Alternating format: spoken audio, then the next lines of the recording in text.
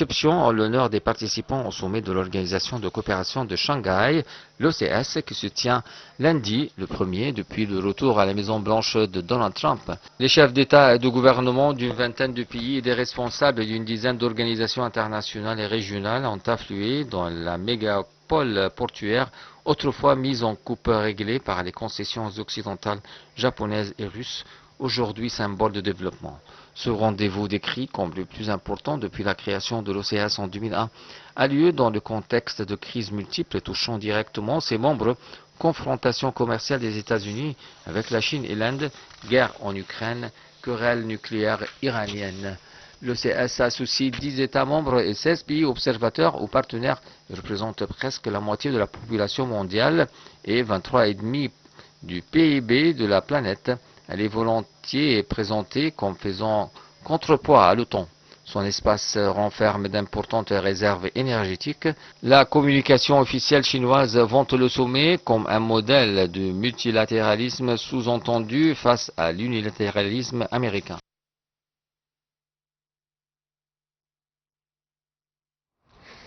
Donc en fait, j'ai actuellement en ligne de l'International international là pour avoir plus d'analyse. Docteur Wael Fouad, analyste politique. Monsieur Wael Fouad, vous êtes toujours bienvenu sur l'International international. Permettez-moi de vous poser cette question.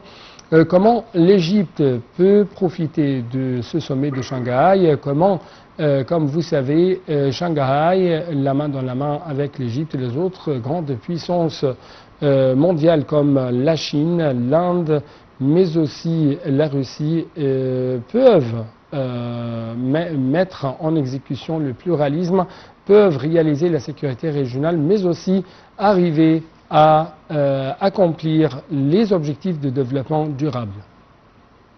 Bonsoir tout le monde. Bonsoir. Je suis heureux d'être avec vous. Il est très important de considérer l'Égypte en son propre dimension, en son propre poids, c'est-à-dire que l'Égypte est un État très important au Moyen-Orient, est un pays de première importance pour les puissances mondiales sur plusieurs plans. Premièrement, en politique, c'est-à-dire que l'Égypte est un médiateur honnête et persévérant pour la cause palestinienne. Sur le plan économique, le canal de Suez. Sur le marché économique, c'est 120 millions d'habitants en Égypte, donc c'est un très grand marché par rapport aux autres pays. Aussi, c'est un pays en voie de développement, mais l'Égypte toujours tient à agrandir et à développer sa puissance en tant qu'un État de première importance au Moyen-Orient. Oui. En fait, l'Égypte se développe et développe ses relations multilatérales à travers toutes les institutions, les unions, les coalitions politiques et économiques, surtout avec la Chine, la Russie, et nous avons signé des conventions stratégiques concernant aussi le comité de très haut niveau et l'unification des relations bilatérales avec la Chine et la Russie. L'Égypte a été libérée définitivement de la puissance américaine, c'est-à-dire à partir de 2013, l'Égypte ne pose pas la question aux grandes puissances mondiales, qu'est-ce que je pourrais faire, ou bien qu'est-ce que je dois faire, ou bien qu'est-ce que je pourrais faire pour vous plaire. Le président Fatah Sisi a pris la décision de continuer en faveur du peuple égyptien et agir d'une manière indépendante, même avec les amis, la Russie et la Chine. Oui. Donc, c'est une manière de dire que l'Égypte est un État indépendant. Ce qui fait agir, c'est les intérêts économiques et sociaux aussi. L'Égypte ne cherche pas à être trop pragmatique, c'est-à-dire elle ne sacrifie pas ses principes,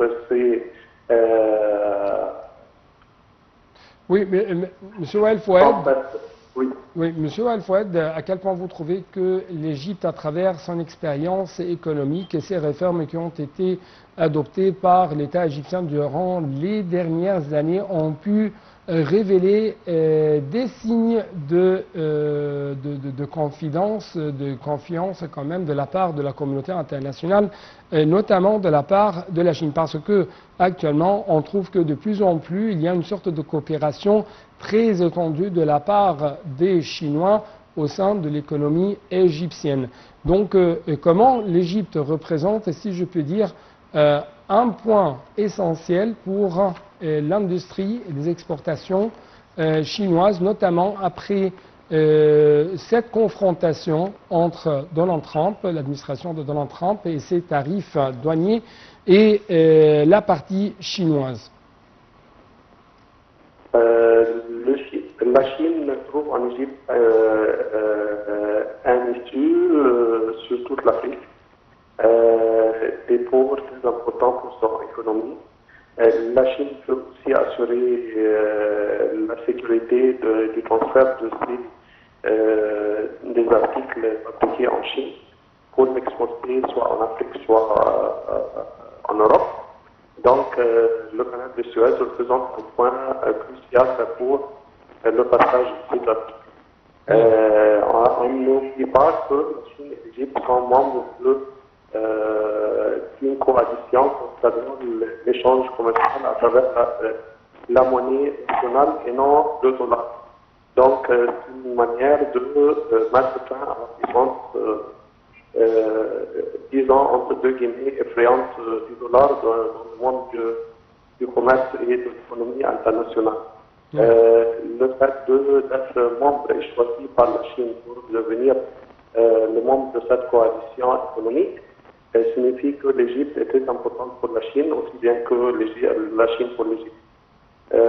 Donc, ceci, même à la fin, a assuré le développement durable et le changement de la face de la société égyptienne vers le mieux dans les années à venir. Oui. Donc, on donne plus de puissance à la monnaie égyptienne contre le dollar. On aussi aide la Chine à trouver plus d'amis autour d'elle en tant que force pacifique, agissant contre la vulgarité et la sauvagerie du policier du monde connu sur le monde des États-Unis. Oui. Donc, aussi, la Chine assure l'avenir du développement de l'économie égyptienne, soit par les industries ou bien les usines déjà établies, par le développement d'autres domaines, surtout dans les secteurs du commerce libre, dans la zone. Et il y a quand même une sorte de coopération de plus en plus exigée d'être étendue entre l'Égypte et la Chine, notamment dans le domaine des énergies, des dessalement de l'eau, mais aussi dans le domaine des automobiles électriques et des batteries. Merci beaucoup pour de telles explications. De même, l'Égypte gagne la voie des puissances nationales. Oui. Merci beaucoup pour de telles explications de votre part, docteur Wael Fouad. Les forces armées égyptiennes ont donné le coup d'envoi de la 19e édition de l'exercice militaire multinational Bright Star 2025 qui se poursuivra jusqu'à 10 septembre sur plusieurs bases militaires égyptiennes en coopération avec le commandement central américain.